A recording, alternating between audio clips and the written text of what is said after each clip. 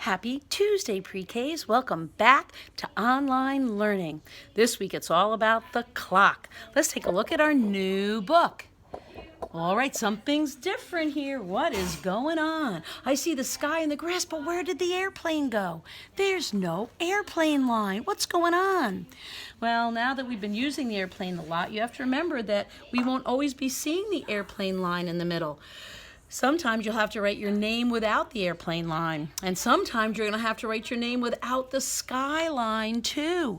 So we have to get used to different ways to write our name because you won't always see the sky, the grass, and the airplane. So when I make my K, that's easy breezy, but I have to remember to start in the middle. I have to kind of figure out where that airplane would be. All right, now, so I started here, so I've got to put my A around that same spot. I can't start my A up here even though there's no airplane line. I have to remember where that airplane line would be even if it's not there. The T's easy because that's sky to grass, but I have to cross it right near the A. I can't cross it up here or down here. I have to look at the other letters as I'm working. H is the same way. I have to look at where that T crossed and start my H right there. I have to pretend there is an airplane line there when I make my letters, so even though they don't give me that airplane line, my name can look just fine, even without an airplane line. All right, let's get busy. Our book about time. Now, this first page we're going to skip for today. Don't even go to this page. We're going to skip this one because Kathy's going to find out what your favorite time of day is, and then once we learn how to tell time, we will put your favorite time of the day. We'll come back to that one.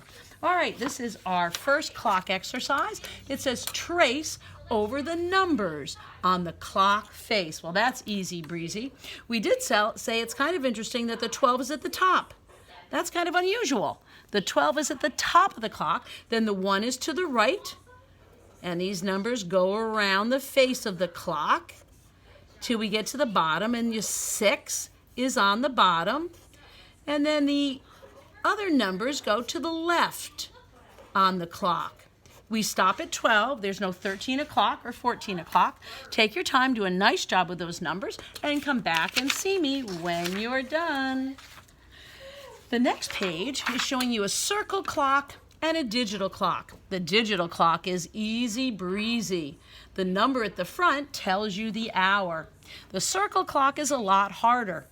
The big hand, the tall hand, is the minute hand. We don't have to worry about that yet. We're going to only look at the small, short hand. That is the hour hand. Kathy highlighted it for you on your paper so you can see very easily where that little hand is pointing. Here it's pointing to the number 2, so it's 2 o'clock. We don't have to worry about the minutes because the big hand is still on the 12. That's the beginning of the hour. The hour has just started. There's no minutes past the hour of 2.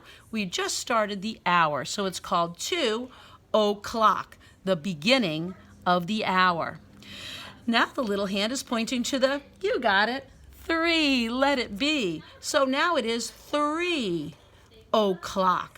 When you see 2 zeros, it looks like an O. That reminds you it's o'clock. The little hand now is pointing to the 7, so it's 7 o'clock. We don't have to worry about that big hand yet, but in each of these clocks, it was pointing to the 12 or the beginning of the hour. All right, we have a dot to dot with a clock. Start on one, have some fun. Kathy always puts a star there where you start. All right, find the 1, drag your pencil to 2, stop, look, drag, stop, look, drag. If you don't know what comes next, check out my nifty number line at the bottom with the numbers 1 through 10. Do it again and lined up just like our number line to 100. All right, put me on pause, finish up, and see if your clock looks like mine when you come back. All right, look and see if you look like me. I tried to make nice straight lines, and we have a big grandfather clock. Well done, pre-Ks. Let's look at the next page. Look at the pictures. Draw a circle around the picture that shows what happens first. Kathy's been talking to you about direction words and the ones that are good clues as to what to do. There's so many words sometimes, you have to look for the important ones. Here, circle is an important direction word because it tells you what to do on this page. First is an important direction word because we're going to circle what happens first. Does 8 o'clock happen first or 7:30? Well, at 8 o'clock you're going to school, but at 7:30 you're eating your breakfast. What do you do first? You got it. Eat your breakfast. What comes first? 12 o'clock or 12:30?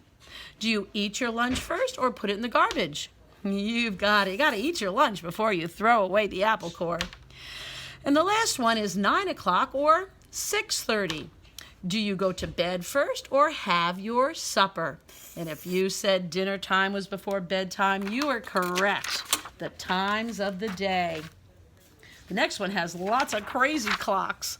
Lots of crazy clocks with lots of crazy times. And what you have to do is find your way from the clock hanging up down to that poor bird who got hit by the clock.